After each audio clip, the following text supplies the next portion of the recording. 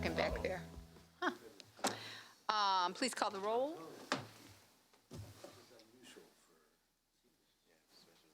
Mr. Dixon, Present.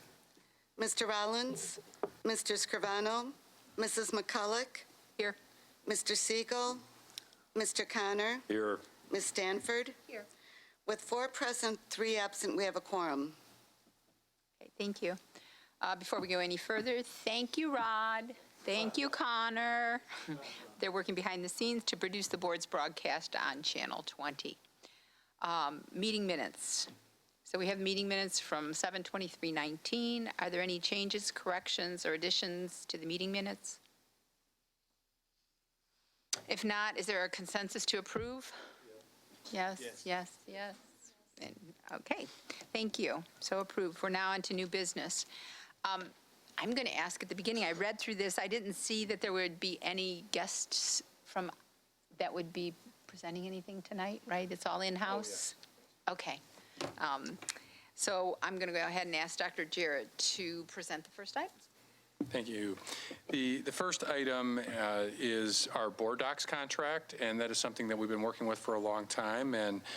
And basically, we are here tonight to approve a contract that came in as an under $10,000 contract back in 2013 or 2012, excuse me, and continued on through 2016.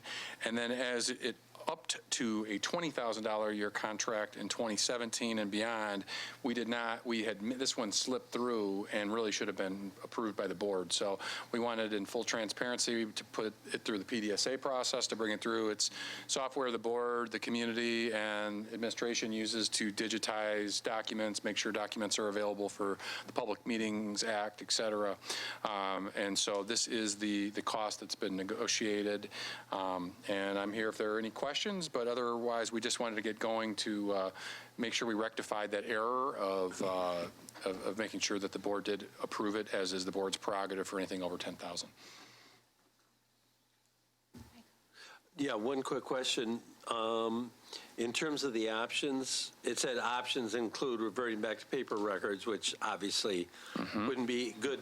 Vetting other companies or continuing, did we vet any other companies, or did we assume this one? We did not. We reviewed the performance of board docs and felt that at this point it made sense to continue. Sure. We have a lot of archived information, and we did not think it rose to the priority of bidding it out, but it's certainly something we can consider in the future.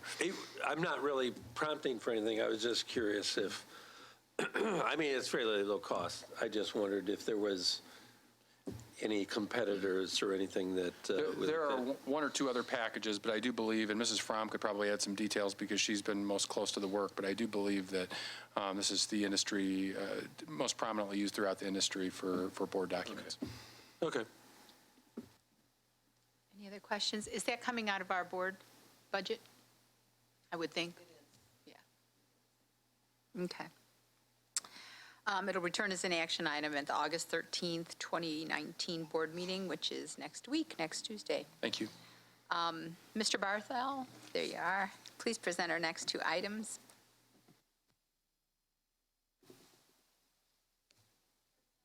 Yeah, that's the first one. All right, good evening. I'm bringing 2 items this evening. The first one is AT&T Firstnet mobile transition. Right now, the district has a need for reliable communication during disasters and emergencies. Long story short, when a man-made disaster or a natural disaster occurs, typically what happens is cell phone lines tend to get jammed up, as seen with 9/11, as well as the Boston Marathon bombings, because of the large amount of use by the average people trying to get a hold of their loved ones. Public safety, public works, schools, and other critical public entities need that reliable communication to be able, in the event of those type of disasters, to be able to continue to communicate and plan during that important time. The background: right now we use a Verizon service. We have about 318 devices on that service, with about 30 to 50 hotspots, MiFi hotspots. Currently, we can get additional support to get priority service requests, and that's basically filing a form with the Department of Homeland Security. So in the event that we do have a disaster, that we can get higher priority, but we're still using the same Verizon network that every consumer uses, which is 155.7 million subscribers. So we don't get a lot of benefit. Again, it's still a small pipe for many, many people to communicate on at the same time. Alternative choices, we can continue with Verizon. However, we're not going to be able to add that additional benefit of being able to use this, what's called Firstnet, and I'll touch on that here shortly, what that actually means. And we won't see any cost savings either. We could consider other mobile providers just for the cost savings, but again, we're not addressing the concern to be able to have that reliable communications in the event of a disaster. If you just look back last week, we had a pretty significant Verizon outage. The solution is to transition to AT&T FirstNet. And what that is, again, AT&T FirstNet, and that came about, we'll touch the timeline here shortly. That's currently 425,000 subscribers. The cell phones will primarily work on your typical AT&T network. And in the event of a disaster or an emergency, with a click of a button by either security or whoever's been appointed to do so, we move to a different band. So we're in the frequency range that typical consumers cannot access, and that'll allow us to communicate with our first responders, our public works, and even internally amongst the district administration to be able to quickly react and plan as necessary.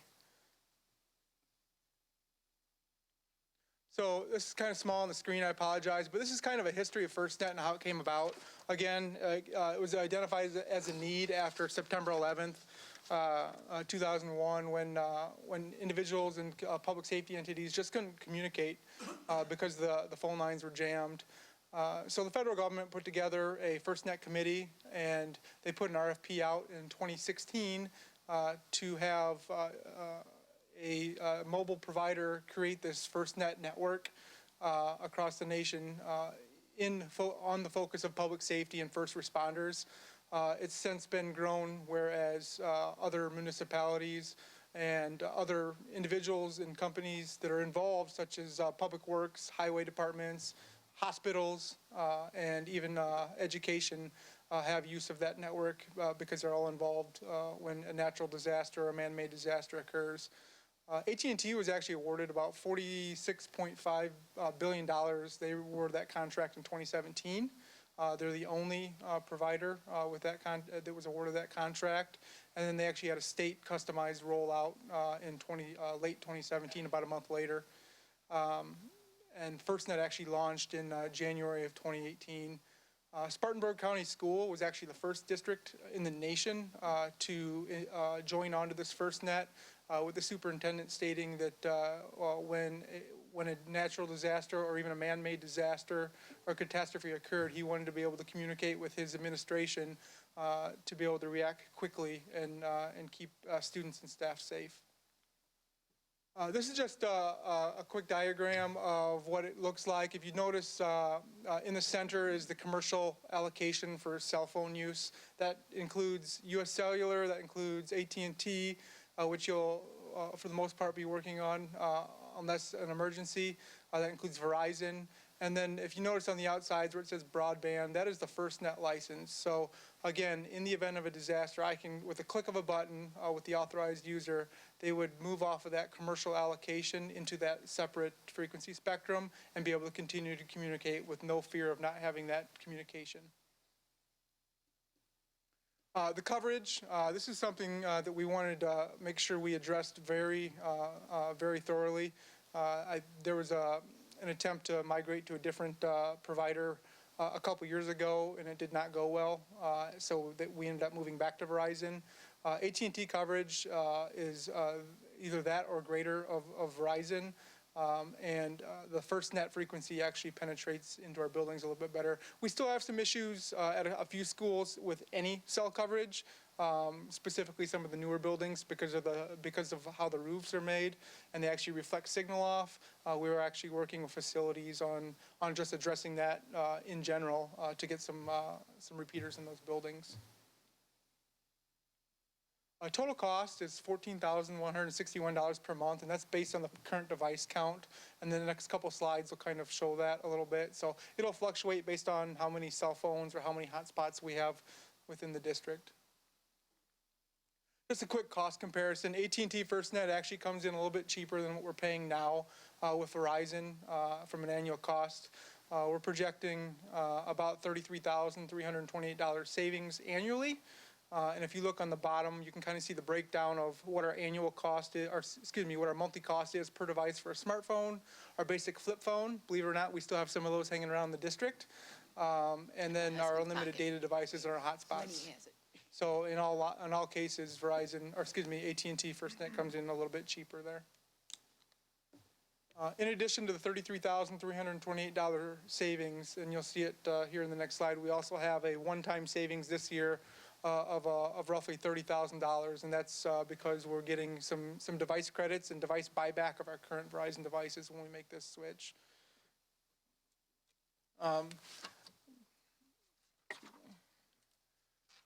So this aligns with Goal 3, optimal climate and fiscal and operational stewardship. It covers both. And again, from an optical climate perspective, we're providing an additional safety, really a safety net for our administration to be able to communicate in the event of an emergency. We plan on rolling this out, if approved, immediately after approval next week of the board to start the process and have it prepared by the end of before school starts. And if we have any stragglers come in, we can complete that transition. There's also going to be some FirstNet training that we'll be working with Fred in security on to ensure he understands and is able to do that that simulation where he can push that one button, if you will, and fail over to the FirstNet network. And that's something that can be even incorporated into any active shooter drills or anything that he has planned from a security perspective. Return on investment, it's really two. There's opportunity cost. Again, if we don't do it, we don't have that extra level of safety that we're gaining from doing this. And then there's also financial return on investment as well. As I mentioned, the $33,328 we're going to see annually, as well as the one-time allowance credit of almost $32,000. Reporting back, we'll do a one-year cost review once this has been put into place, and we'll also notify Cabinet once FirstNet training's been completed. Are there any questions? We're going to stop and answer questions about this first. I don't want to confound. So, Mr. Khan. Yeah. So, just to be clear, and I think you've made it pretty clear, this is really not monetary based, although we are saving money. This is really because we get coverage with FirstNet that's substantially better than Verizon because of the bands, right? So you'd share with Verizon. So if we stayed with them, you'd have to share that commercial allocation space, whereas with AT&T, you have essentially dedicated bandwidth. So that's first. I assume that's correct. That's correct. And then the second is, should I also assume that FirstNet is being used by like our local city and county police, fire, et cetera? So everybody locally also uses FirstNet? So they are in the process of moving to it. It's been kind of a slow transition, and primarily because they've got MDTs and computers in their vehicles that use SIM cards to be able to connect to mobile, and so they're working that transition into their obsolescence planning as they replace those laptops. So they are moving into that. I know the county, from my understanding, is moving relatively quickly on this. The city is just shortly behind that. Will that impact our ability to communicate with them at all? It will not, because I know in the 911 centers they're an AT&T service as well. Okay, so that they essentially, so the deal is when we moved FirstNet and AT&T, that still would be supported by everybody we'd need to essentially communicate with in a situation. That is correct, and also just to highlight that to be able to have that internal communication as well as an administrative team to make those decisions in a quick manner if we do have an emergency that we have to tend to. Then a couple more things. So on this broadband, I mean, I know it's kind of hard to tell visually, but I assume that that's a lot of bandwidth that we'd have access to. And it's very unlikely we would have the same problem with the commercial allocation band. In other words, that this is fairly dedicated, so our access would be relatively free and clear if there was a disaster or whatever. Yeah, that is correct. And most of the time, your cell phone's gonna, and your device is gonna operate on just the regular old AT&T commercial. Right. We're what's called an extended primary. So we don't live on that Firstnet all the time. It has to be a catastrophe or an emergency to be able to justify that, whereas public safety would live on that. And again, with Verizon and even AT&T, you're looking at 150 plus million users that subscribers that use that frequency band, whereas with the Firstnet, you're talking about in the 450,000 range. So the access and all that, stability and the rest of it. And just out of curiosity, do we have a test plan to test all this out? So we walked through in December, and we had 5 test phones. We walked through all the buildings and tested coverage to make sure we had coverage within the buildings. Again, and I reflect back a few years ago where another cell phone carrier provider was tested and did not go well. So we want to make sure we did that full testing, and it was very successful. Again, as I mentioned, we do have some schools that we need to address just for the coverage for any carrier, and we're working on that. Okay. Mr. Dixon. Thank you. For the band that we're speaking of, Firstnet, now when we switch over, who has control of that switch? That is Verizon or AT&T that switches over? Or do we have some type of control? So we'll have somebody internally to be able to make that decision when an emergency occurs. And discussion is maybe security and Fred or whoever else we might see fit as that individual that says, hey, we have an emergency now. We need to switch over. We don't have communication on AT&T. We need to push a button, if you will. And that's pretty simple. That's all you have to do, and it'll move to that band. Okay, so we have more than just one individual. Yes. Yeah. And then for the band, is that statewide or is that national at 450,000? That's actually national right now. It will grow a little bit, but they're continuing to expand the network. Okay. And so the traffic will be lower, so we're able to connect quicker because of the emergency. So I understand why we switched over. And so Verizon does not give us this coverage? They don't. Okay. AT&T was the only provider that won that bid. And again, they do have, Verizon's got what they call their priority, again, and it's filing a form with the Department of Homeland Security. But again, you get priority service over consumers on an already very jam-packed frequency range. Okay. I'll give you a second. I'm going to ask, so this will be used on all our current devices? That's correct. And so do the individuals, I remember when we tried the other one and then we came back to this one, you had to bring your device in and you had to have, IT had to change the SIM card and they had to do whatever they do. Will that be the same?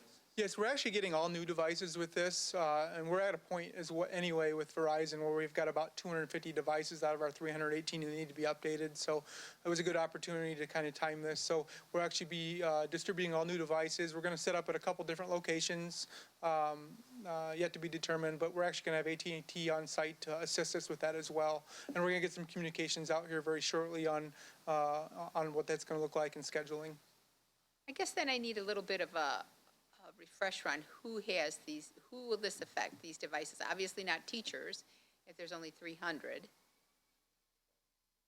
So So is this just administrators' devices and board members' devices, or, I mean, what's the depth? Administrators, board members, a lot of our facilities folks, the security team, and then IT has a number of devices as well. And that's, I'm trying to think if I can think of anybody else. I think principals may have some district phones as well. So it's phones and iPads? Phones and iPads, and then also the hotspots, the My hotspot. If the Surface is a Verizon, and we've got a full inventory of all that that we've reviewed. But I think there might be one or two services that are on there as well. Most of them are just Wi-Fi services that we have here, though. And then, what do our teachers use? They're just Wi-Fi? They don't have any on their laptops that we provide?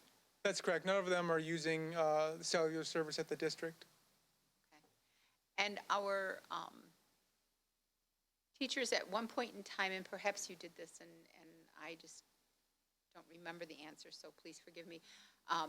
We were going to do an inventory. There was a lot of conversation. Do you need a desktop and a laptop? You know, because there was a lot of extra money involved in that, not just in the device itself, but in service and support. Did we ever come to a conclusion on that, where they were going to get one device or the other, or do we still have a lot of people with both? We're actually in the process of doing an upgrade of those devices right now, and we have been very purposeful in where we're putting devices, whether it's a laptop, desktop, or both. In some cases, especially with some of the older smart boards that are still up, they still have to run those actual desktops. But we are being very diligent in reducing the number of desktops. Hopefully, we'll be away from them in the next probably 18 to 24 months. Does this include iPads for the speech therapists? I don't think they're on a Verizon plan. I think they're using Wi-Fi iPads. Oh, okay, just thought I'd ask. David, did you have any questions? June? No. This will come back to us for a vote at our next board meeting on Tuesday, August 13th. And if you'd like to stay up there and present the physical security software licensing. I sure will. So the physical security software renewal, this is something that we've used two systems for access control and our camera system for a number of years. And as we're going through our contracts in IT, we're looking at things that were originally under the $10,000 mark and have not made it to board. So we want to make sure we're doing our due diligence and being transparent on what we're using. So the district uses access control and camera software. That licensing is due for renewal, annual renewal, and it's integral to our physical security strategies here at the district. Currently, we have 541 cameras on a software called Milestone. Actually, 551 as of this morning, since we've been adding them to cover our playgrounds and other areas. So that number is continuing to grow. And that is all streamlined and consolidated through a central platform to be able to view, record, playback, and download video off of one platform. And then the badge access is also centralized, and that's what's called S2 to be able to swipe into doors and monitor access to those. Alternative choices, S2 access control is actually proprietary. We've got access control boxes in all of our schools, and it has to use the S2 software to be able to operate. So there's really no alternative choice for that. We have to continue that licensing. We could replace the Milestone, which is the video management software licensing, with another vendor. However, we did go out and get a quote and looked at another video management software, and to start over it would be about $221,000 to do that. The solution is to renew the licensing, software support, and maintenance for both the S2 access control and the Milestone video management software. And that includes the licensing and support.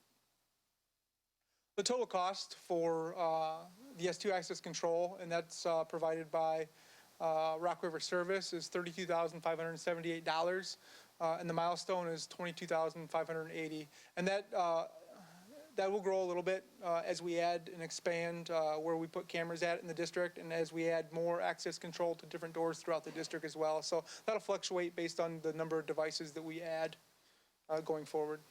And the total for that is $55,158. Our plan is to activate the software licenses as soon as we receive those following next week's board. And then also, what we haven't used in the past, and we found is on the system, is online training and certification for folks internally. We relied heavily on the vendor to help us through the badge access and access control and be able to deploy that and configure that. And we're going to get an individual in IT certified on that. And I've had discussions with Fred on who that other individual will be, but we plan on having them both trained. It's online training by September 30th. Return on investment, it's really opportunity cost. The cameras and the access control provide safety for our students. So if we didn't have them in place, we wouldn't be able to have those security measures in place. And just one other thing to worry about when you're trying to teach in a classroom. Reporting back, we're going to complete the training. We'll report that to Cabinet in October, and then we'll be back for renewal in July of 2020. Are there any questions on these two contracts?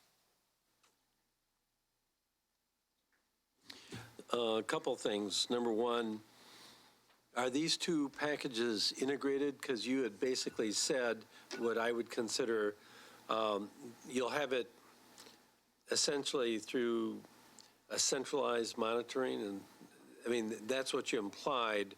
So I was unclear if this 55 number included some integration or some centralized way, because it sounds like they're separate today. Sure. So first of all, the cameras in the video management is centralized through a system, and then the access control are centralized through a system. They have the ability to integrate together, and that's something that both Fred and I have had discussions on doing, and we have the capability of doing so with these two platforms. So are they actual? So you gave me at least some part of the answer, but is there a central place where you're going to go, or are they literally two instances, is the only word I can think of, where you have one and the other and you have them side by side? Or could you have like standard reporting and so forth off of one central monitoring site or something? Sure. So as we go forward with the integration of these platforms, you can go in either system. So as an example, if I walk through a door and swipe a badge and it sees motion on that door, it'll trigger an event either in the access control software or in the camera software, and you'll be able to associate that video with that entry and that motion on that door at the same time. So that's something we're working very quickly on doing, and we've had some discussions on that. It hasn't been integrated in the past, but we definitely want to get there. Okay, and so there's no additional effort. So that's what I wondered. Is there a plan to actually have it physically integrated so that you'd have that ability to, I don't know, I guess to do reporting or what have you, is the way I would look at it, right? Yeah, so yeah, there is a plan. Fred and I have been talking about this really since last year.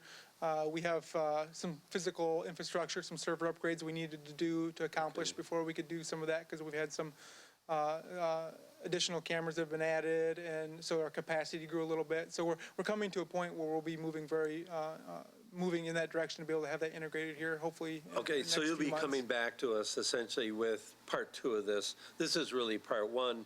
Part two is to do that integration, show what that result, and I assume there will be some cost to that. So the systems are already set up where they can integrate. It's soft cost, it's IT labor to make that happen. Okay.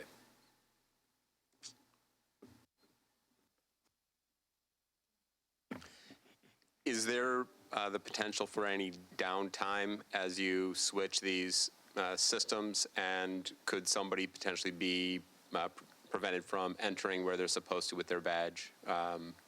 And because I see that this is going to really roll out after the school year has begun. So no downtime.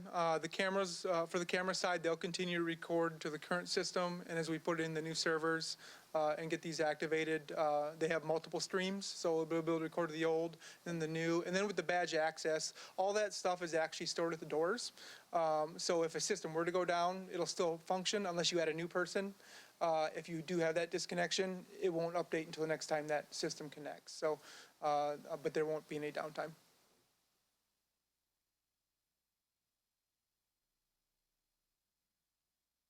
I have one question about the badges. It's my understanding, and I just found this out, is that our staff just have to, and our certified staff have to swipe their badge once during the day when they're in the building.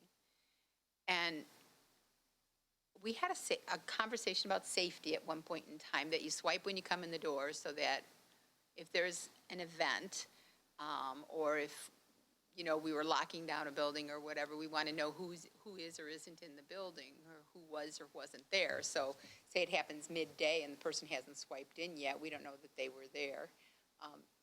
Is that the case? Does anybody know? HR. I'm glad it's you and not me. I'll just lean over here. That would currently be the case. We don't require right when they come in. We just swipe for presence at some point throughout the day for timekeeping purposes with Kronos to make sure that they're not teachers. No, it's just administrators. Teachers, that's a bargained issue that we'd have to go through bargaining. Kind of interesting that our principals have to swipe, but our teachers don't, I think. But I guess the advantages of a bargained unit. Some of those changes in work, anytime you have a change in work condition, what that's considered. no, and I totally understand that, but I also, if we're talking about safety. Yeah, I agree. And we're talking Yep. about this Firstnet, and we're talking about all these things, and we Yep. don't know who's in the building because they don't have to swipe. That is very true. I would mean, and agree. I know they're concerned that they think that our teachers, this is from me, that people are concerned that they're professionals and we shouldn't be monitoring when they enter or leave, and yet I think all those engineers over at Collins Aerospace are professionals and they have to swipe in and out, and, in a lot of industry, in a lot of places, professionals have to do that. So, there you go. Yeah, we all swipe once a So day. I hope that's something, it's not, I know it's looked at as a trust issue, but it's also a safety issue, and I raise it in that framework. Yep. So, Yeah, I will just add on this one is that where I am, it's a headquarters, and they actually have drills and people assigned for like active shooter and other situations. And they want to know who is in the building total. It's the building, it's not the individuals, is the way to look at it, right? How secure is this building? So I'm totally with you on this one. This is about safety, and especially given sad state of what's going on, we really, the first thing we have to say is safety, and I believe that's still in our, if you will, principles, that safety first. So I would say this is something I think we need to talk about. Not for this, but thank you for bringing it up. And we are gathering other, just to add to this, we are gathering swipes other places. So as I come into a building, I swipe in an elevator or doors. It's not in the Kronos time, punching software, but we are gathering those, and those are reports that we can run out of our access control system. So there are other areas that any individual that's entering the building are touching on a normal day-to-day basis. but it requires a physical, they have to swipe. You're correct. If they walk in the door behind somebody else and didn't have to swipe. You're correct.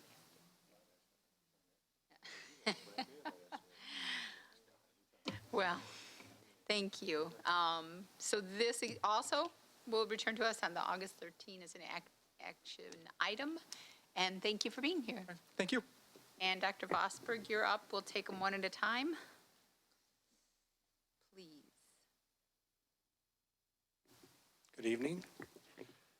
I have a presentation tonight on our principal mentoring program. Problem we're trying to solve is providing support and mentoring to new principals and assistant principals. The state of Illinois actually has school code language that strongly recommends when they provide the funding that you have mentors or coaches for your principals. And when they provided the funding, we did do that. So we had some state money about 3 years ago, and we partnered with the IPA to provide mentors. Subsequently, the funding has not come through from the state, but we really value it. So that's why we have the proposal here tonight. We do have roughly 20, and I think we'll have 25 that will receive mentoring, but we do have about 20 new hires each year. These are people that are completely new to administration. In our 25 count for this proposal, we have included a few people that are making transitions to new schools. They're not new to administration, but they're in a new building, a new environment, maybe a new grade level, and we thought extra support would be beneficial. So the support we provide now is primarily done through the supervisor, and the supervisors are providing the role of a coach, a mentor, and the supervisor. So just coaches and mentors, those terms get used interchangeably often, and the way we distinguish those two terms is coaching is more about reflective practice and skill development, where a mentor is really more guiding and telling somebody how to do the work that they've done in their previous work history. So, and then the supervisor is somebody that ultimately provides the evaluation. So those are slightly different roles that provide different levels of support to a principal or an assistant principal. We also have established principal PLCs, professional learning communities, just like our teachers. So our elementary principals are grouped together by their feeder pattern. So the elementary schools that would feed into a middle school would all be part of a PLC. And the middle schools have their own PLC, and high schools are small enough where they just work together as a PLC. And that's a really powerful structure that I think we've grown with our stability and longevity in some of the positions. We've really grown some internal leadership there, and we know that principals really depend on each other for a lot of advice because they build those relationships. So this is one piece of what we would call the principal pipeline, and maybe you've heard that term used a few times, and that's really my primary function and my role is developing this pipeline. So when we do have a vacancy at a principal position, and like I said before, we could have up to 20 vacancies between principals and assistant principals in a given year, that we have somebody available, someone that's ready to step in and do the work. And we've spent a lot of time building up that pipeline, and there's really 5 components to the pipeline. First component would be establishing the performance standards, and we align that with the state of Illinois. The state of Illinois has performance standards for principals that we use in our evaluation model. And really, at a high level, principals, we really count on them to maintain climate and culture in the building with students and adults. We expect them to be leading the instruction in the school with teacher evaluations. And we also expect them to lead our continuous improvement systems in the building, which are our professional learning communities for teachers. And they have a school improvement committee at the building level as well. So our state framework really ties nicely into the work that they do. Our second piece to that would be the pre-service work. And right now we don't have, as a district, you'll see this coming up. You've heard Dr. Jarrett talk a little about our partnership with NIU. That'll be a more robust district-led pre-service program. Now we do have pre-service opportunities because they are, obviously they're enrolled in master's degrees programs. They're taking on leadership roles. They're doing a lot of things before they get hired to demonstrate some leadership capacity. But from the district standpoint, we haven't really formalized a process. However, we did recently gain control over selection of master's programs. So we do have some ability to steer them in the right direction for master's programs. And right now we're developing a master's program with NIU and UIC that we think will be very beneficial. Third piece to that leadership pipeline is the selection, which is really important. Got to get the right person, get the right people on the bus, as we've heard in leadership. So selecting and having a thorough process to select and recruit is that third piece. On the job support is what we're talking about tonight, giving that support either through the PLCs from principals, through the supervisor, or through possibly the mentors through IPA. And our fifth step is really refining the pipeline, looking at our data, how are schools doing, how are principals doing, do we have an issue with turnover, do we have an issue with any certain gaps in skills, and go back and look at our pre-service activities and on-the-job support to make sure that we're meeting our targets for principal development. Our alternative choices were to do what we're doing now, which is not have a district option for this. And what I've learned is actually some of our principals have used their own budgets, site-based budgets, where they find a need to hire mentors, and they've done that in a few schools. We could use other providers. We did explore a couple other providers, but none of them were really specific to education, like the Illinois Principals Association. Again, provide a choice that's school-based, or like we're proposing tonight, partner with Illinois Principal Association, and they do this work across the state. They have a model that's developed through Northwestern University, and again, we've had some success with it in the past. So our solution is one piece of the pipeline, and that on the job support piece of the pipeline is to provide a mentor for each new hire, first year in the position, or new to a building that may need some extra support depending on the situation. One thing the research will tell you, and a lot of the work we've done, if you get time, if you have some free time, you can Google the Wallace Foundation. They're based out of New York, and they are a leader in the country around the principal pipeline concept and principal support and principal development. What they're discovering, the Wallace Foundation, is that we spent a lot of time in the last 20 years in education targeting teachers for support, but really the high leverage target should be principals, because they're leading the teachers, they're hiring the teachers, they're evaluating the teachers. So a lot of districts have figured this out and learned that investing in a pipeline has a great ROI. A lot of districts, a lot of states, I should say, are requiring mentoring. And as I said before, Illinois does require it if they fund it, and they're not funding it now, so it's not required. But when they did fund it, we partnered with them as part of a state requirement.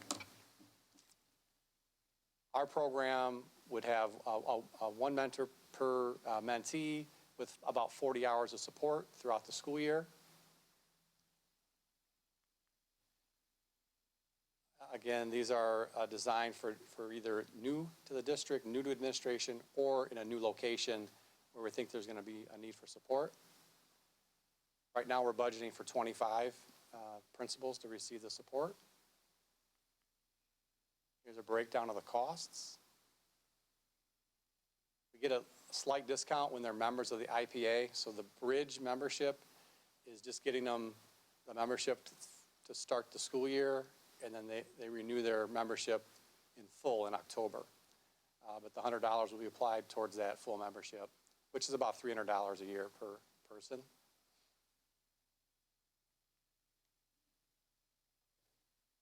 We're going to look at some self-assessment data, PD plans, mid and end of the year progress assessments from the IPA mentors, and then internal survey data from the mentees to give feedback on the program.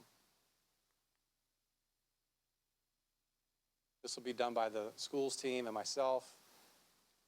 I think our return on investment will be job satisfaction by the new hires and ultimately retention and longevity in those positions. That's what the research is showing us for this work. I'll open up to questions. Who'd like to go first? David? Yes, I will. Does the IPA mentor model incorporate any of the district-specific efforts, how we execute things like freshmen on track or what, those sort of things? Yeah. Or do we just have to depend on or just trust that the model that IPA provides is one that's going to be ideal?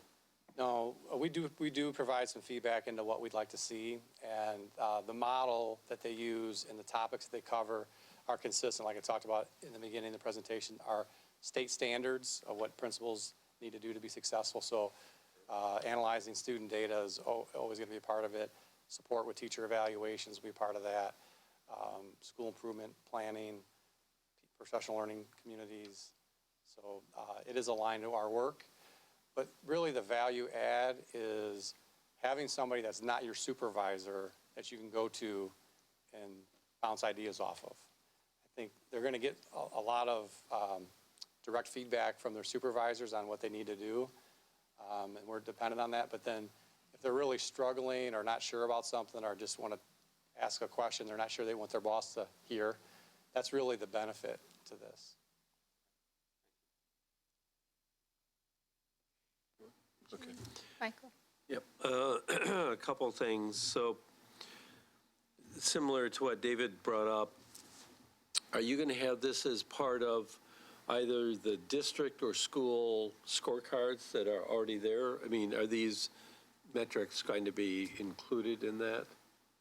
I don't think we have any metrics specific to principal turnover or job satisfaction in the scorecard, but obviously the work that they do will impact the scorecard. I thought we did have something, I thought there were some numbers on principals that, We've done that. I don't have it right That in was- front of me. That was one of my goals in the past. I still track the Okay. turnover rate, but it's not part of our district scorecard. And maybe this will be something that we want to talk about. As I looked at the pipeline, it seemed one of the things that it was after was having aspiring principals in this pipeline. So I'm assuming that you're, if you will, test marketing this approach with people who are newer, but this would go up the pipeline eventually to the Correct. targeting. Right, Okay. yeah, right on- So right on that's where point. metrics really would come into play. We've talked about the candidate pool, and who we're accepting into this, and then the support. So that would be one part, the principals themselves.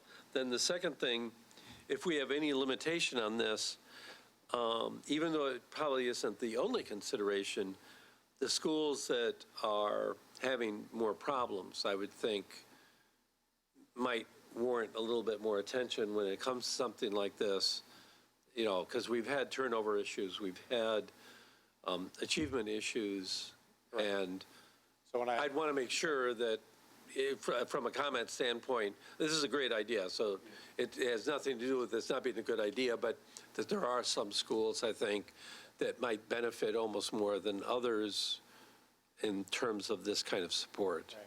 So the first point about the pre-service piece, we are developing with NIU and UIC right now as I speak to start Okay. a master's program in Oh, the right. fall of 2020. So that'll be our biggest investment in a pre-service program. We'll handpick around 20 people to get in that program to start the Okay. beginning of the pipeline. The other question around, I'm sorry, what was the second piece of that? It's just that there might be some schools Oh, that have more yeah. needs than others, and So- that we've talked about that as a real opportunity, especially on the principals. So we are targeting for mentors, first-year administrators and the schools that need more support with someone that's new in that Okay. position, that has been a principal before, but is in a new environment. So we are doing Okay. I would think, again, that these would be metrics we would want to track, come back and report to us in terms of this. So even though that's not specific to what you're trying to do here, I think it's related enough where if we had some reflection, I mean, it just, again, this is a good idea. I think my other comment has to do with the nature of mentorship. So what I'll say is, there's different ways to do this, and typically one thinks of mentorship as more on the development side. I mean, that's clearly the target. But I would think, given the nature of what you're doing, there is an aspect to coaching that I wouldn't want somebody just to give mentorship. I would think that coaching, Yeah. either sharing techniques or helping to plan if there might be some issues, proactively would be a part of the mentor Right. program. The IPA does a really good job of screening the mentors, and these are people that are either successful retired principals or currently successful principals, and they do provide a little bit of both, coaching and mentoring. Okay. I would, again, this must be my metrics night, but I really want to make sure Yeah. that is something that structurally we come back to us. Absolutely. I think one of the themes we've had fairly consistently is coming back to us with, we've done this, and here are all the areas where I think there might have been some impact. And I really applaud the district putting this at the school level, but this is really something where it's a combination, frankly, of school, individual, and really district, coming together. So I applaud the effort, I just want to make sure that we've got the right supports on the follow-up. As we build different aspects of this pipeline, and as Dr. Vosper mentioned, multiple aspects are built, you'll start to see those baked into he and I will come up with and agree to probably about 5 key metrics for the year. And if you look at his metrics, about 2 or 3 of the 5 are actually related to this kind of work, and that may even increase over time, depending. Now that we have the school scorecards that we're all accountable for, I could see even potentially all, the vast majority, but we're developing those for 1920, and as soon as those are developed, we'll be sharing those with the board, kind of as a follow-up to our presentation at the last meeting when we reported back on last year's OKRs. We always reevaluate those, and there will be some continuity, but there will, for all the cabinet members and myself, we'll target some new areas and share those with the board once those are developed. Mr. Dixon? My thought process was in the same vein as Mr. Connor. It was really, how do we, the pipeline, select qualified individuals that could handle the pressure of the administrator from the cabinet and from the school boards, and still handle the pressure from the teachers and the public and the parents, because you want individuals that are qualified, not only book smart, but can handle know what's going on in their schools and their community. So when we talk about mentorships and coaching, I think you brought out pretty much some of the questions that I wanted to ask was, who the mentorship that we have, what qualifies them to be mentorship and to lead them? Of course, they got to have some experience and longevity, and at the same time have success.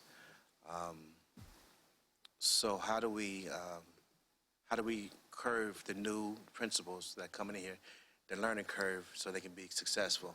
And I know that that's what you're working on as far as some of the pipelines, as far as going back to NIU, for they can go back for their Inspire, that we're working on the programs, which I can connect that. So I guess really, it's really the process, what steps we take, how do we pick them, and how do we still engage them and curve the learning curve? So yeah, the selection process for principals is I think our biggest piece of the pipeline. And this year, we have 11 new principals in new buildings. All of them are internal hires. And it's good to get some external perspective, and if we can get quality people from outside the district, we're always going to try to do that. But the benefit of the internal hire is we know exactly what for the most part, we know exactly who they are, and they know exactly what they're signing up for when they do the work. So I think as we build a deeper bench, one thing we've done, I think some of the board members have been around for a while, remember adding these assistant principal positions at the elementary level. That's a piece of the pipeline. We didn't have that for a while. So when we had an elementary opening, we didn't have somebody that had been at the elementary level as an administrator, and now we do. And so we're building more experience. Our applicants coming in have more experience in our district, and they're eager to do the work. And the other part of your question about the mentors, we're partnering with the IPA. They've got a very selective process, and they also do some training, and even after the first training, they may not select somebody to be a part of it. So they're pretty intentional about who they pick, and then we provide feedback through the year. The mentee will provide feedback, and we'll be able to get perspective on if the mentor was beneficial or not as we develop. And we recommend some of our recent retirees that have been successful. We're recommending them to work with IPA to be mentors for our people.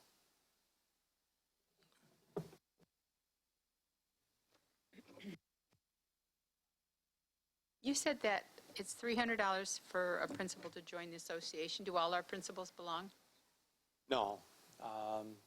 We've done it a couple of different ways, but this year it's for the principals out of their site-based budget to join, and I would say 70% probably join. So previously it was out of their pocket, and this year it'll be out of their school budget? The last couple of years we paid for it from the district. HR department paid for it. Thank you very much, Mr. Zedeker. And We just found that, there's a conference in the fall that's a big part of the membership, and people weren't really partaking in the conference as much, and so we wanted to shift it back out to the buildings and let them decide if they wanted to join. We really encourage it. I think it's a strong organization. When I was a principal, I was a member. I went to the conferences in the fall, learned a lot of good things. So we want to promote it and push it, but we're going to let the buildings budget for it. Sort of sounds like a board association.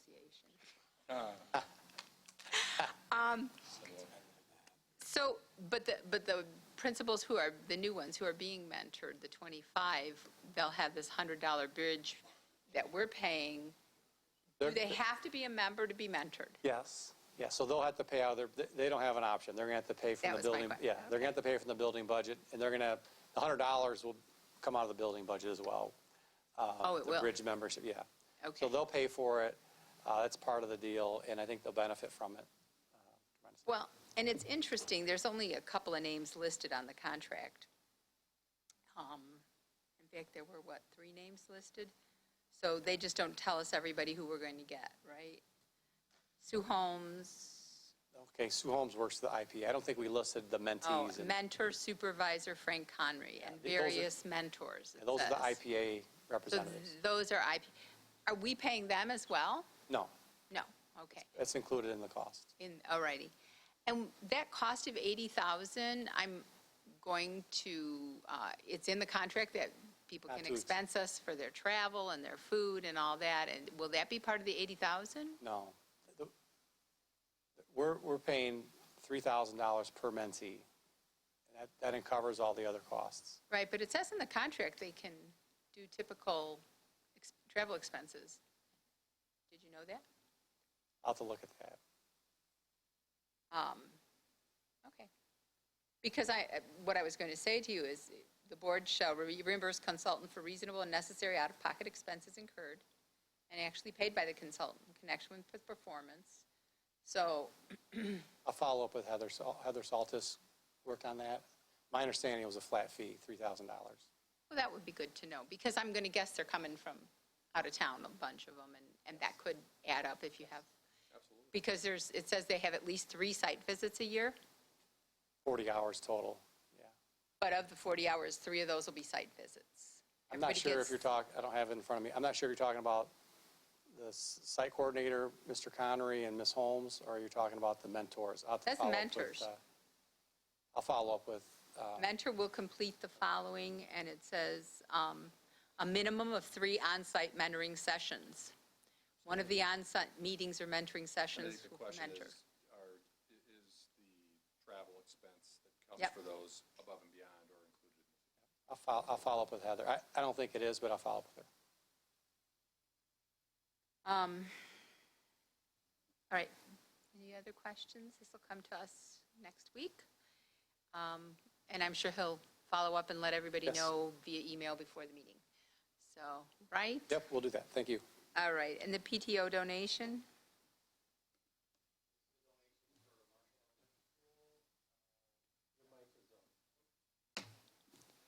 Donation for Thank Marshall Elementary School from their PTO. They've partnered with, there's a contract there with Crimson Valley, and it's been vetted through our facilities department for a pergola, for the student usage, provide outside space that's shaded and covered. It's kind of wide open out there on their campus.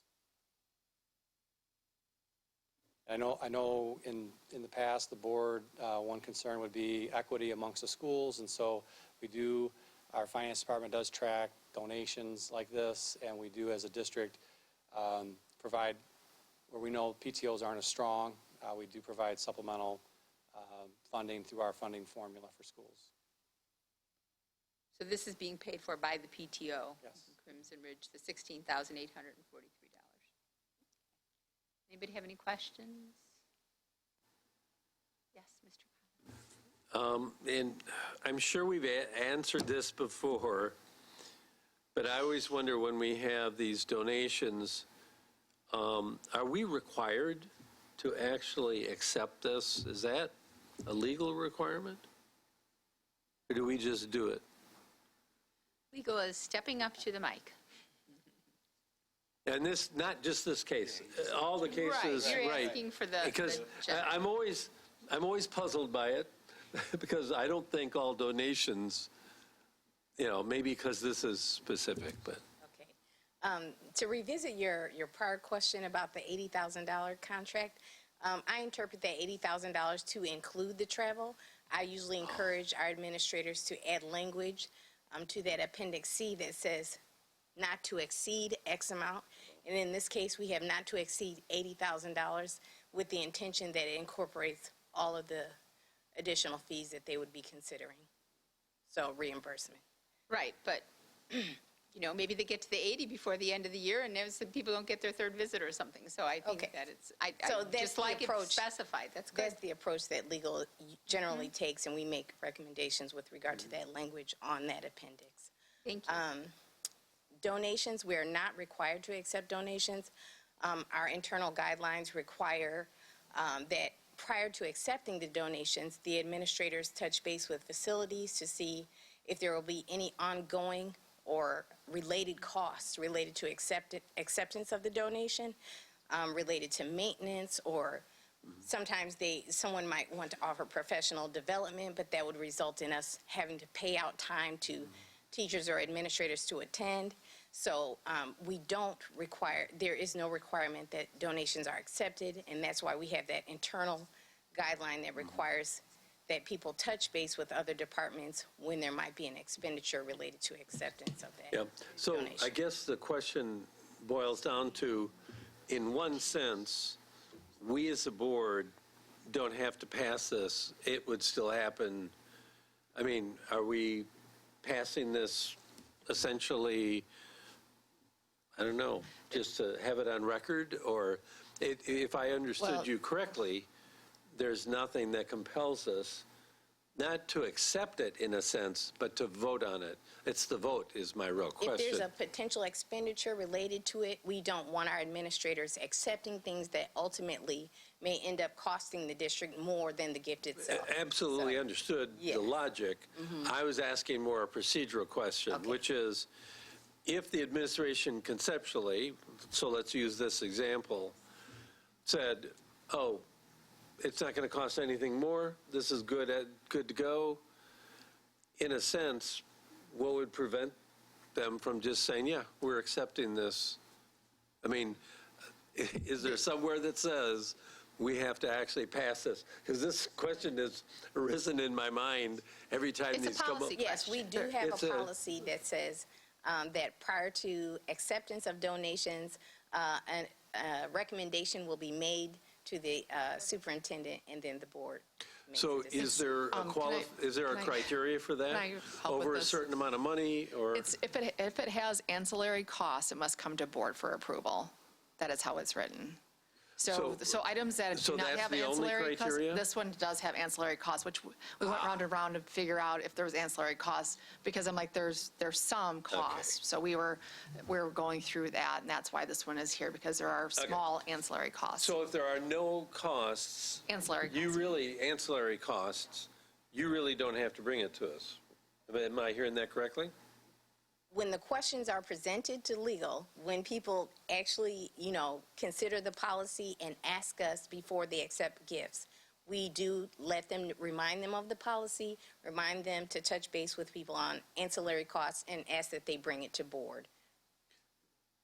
So I don't want to flog this dead horse too much, but, I'll whinny for us, so if I heard correctly, the criteria is, if there's ancillary costs, we bring it here and we bring it to the board. But if there are no ancillary costs, whether they go to legal or not, we really don't have to vote on it. That's kind of That's correct. what I'm getting, right? And if we vote no, then they don't get to accept it, Correct. if it's something that you brought to Yeah, us. right. But, I mean, You don't have the authority to accept something that would cost the district. And Right, it depends right. on the Okay. nature of the gift. We also have our ethics and gift ban so that, interested board members or administrators aren't just receiving gifts from our vendors or potential vendors. Sure. We have a number of policies related to gifts and Yeah, the acceptance of gifts, no, I totally get that. It's more donations to the district and to a particular school. That's why I asked is, so my example for you is that we've brought to board before, say if a donation was made for certain money, and I've always wondered, so why would we have to approve that if somebody's just given money to a For- school or a scholarship or For whatever? purposes of equity, if there are certain more affluent neighborhoods or schools that receive donations that have a specified intent, our policies state that those funds become the district funds. And it's presented to the board as an opportunity for the board to either acknowledge that they will agree to abide by that person's intent, or that maybe there's something inequitable about the distribution of that, the request related to that donations, such that if there is something that the board might find distasteful or unfair about it, that they can weigh in prior to accepting. So if we take this example, so what we're saying is that there is a donation that was really targeted for Marshall, but we could say, hey, we think that it should go to, to McIntosh or whatever, and could we do that? Because if it's These are district- PTO funds. It has not yet been received. The gift has not yet been received. No, but I'm just So if the saying, board said that, then the donor would have the option then of saying, I don't want to give it okay, anymore. all right, so that's really our role in this, is to look at policy. So now I'm hearing criteria. I understood the auxiliary cost, but really the criteria is actually larger. If there's an impact, we are to look at donations. Is a district donation is kind of what I'm hearing, even though was preferred that it go to a certain school, in this case Marshall, that it's up to the board Many times, because it's many district times funds. the donors will give with just a general intent to give to the district as Sure, a whole. sure. But if there are sometimes larger donations that a donor wants to steer in a specific direction, that's when we would definitely bring it to the board. And I think Dr. Jarrett has more to add. Yeah, I would just add that, again, the equity lens piece, I think it would be very, I think it would be very rare that I would advise, or I think the board would want to direct a gift to a specific school. I think where the equity lens piece comes in is not to tell a donor, we don't want your money unless it goes to school X, even though you wanted to donate to school Y. I think what we need to do is keep track of the flow of those donations to ensure that we are using evidence-based funding and our district funding of schools to drive any equity issues and balance it that way. So if you have a preponderance of donations going to a more affluent school, one of the ways we are counteracting that right now is we are disproportionately giving evidence-based funds from the state to schools that serve a higher concentration of low-income students, which tend to be schools that have lower PTO donations. So I don't think we want to get into the habit very often of just purely as a, as a matter, not only as a matter of policy, but as a pragmatic matter. Donors will dry up pretty quick if our response is to tell someone what exactly we want them to do with their money. But we have to keep that equity lens in line, because that was part of what got this district into trouble in the past, is if unchecked, without a policy like this, PTO funds could be used to drive inequity. And so I think we have to make sure we are looking at everything from an equity lens. But that does not mean donations are the only way we would fund discretionary funds with schools. So I think the key issue here is we're going to keep bringing them when we find them. We are going to provide the context on the cost. And we will also be sharing with you annually how things work with site-based budgeting to make sure you see that we are driving that equity issue. So this isn't an intense topic. If school X gets $30,000 donation, you won't have to worry about it tipping the scales, because we will be making such great efforts to drive equity through our annual budgeting processes. And just as a reminder, I'm asking this because I want to understand what things are brought and why. I mean, So I'm not questioning any of the above, but I really want to make sure in my own mind, why things are done. Sorry. Yes, no problem. But I will ask the question on that $30,000 donation. I don't remember if it was that much to Guilford. They were going to go back to all the high schools and check their industrial equipment. Has that been done? Does anybody know? It's not been done yet. They needed a 6 to 8 week lead time. So I'm not sure when that work is scheduled to be done, but that was just a few weeks ago that we passed that. So it's not done yet. Well, could you send us a note when, I will. as a follow-up, since I will. you're on top of that? Thank you. Thank you. And then the second piece is, when people write these administrative summaries, it says the return on investment or opportunity cost. Without the acceptance of this donation, the outdoor space at Marshall Elementary will continue to be unshaded and unused resource, which is not quite true. It's very, very well used by students all the time in different parts of the day. And when Marsh was an elementary school and not a special program, there were classrooms out there. So I don't know, that just seems a little bit beyond the truth that it would be unused. So I'd like to see better reasons for my return on the investment as a board member. Okay, thank you. All righty, and that'll come to us again on August 13th. Last one on our agenda is Consolidated Contracts, which So if you remember back to July 9th, we presented about $2 million in contracts that we went through a process to consolidate. At that time, I told you that we had a few that we still are working on. There's a review process that we go through with our curriculum department, our IT department, our I&I department, our legal department, and then negotiating with the vendors. So this was all part of that process. I think you have Maui Learning for East and Lincoln. You have Menominee Falls contract, that's professional development at Kennedy.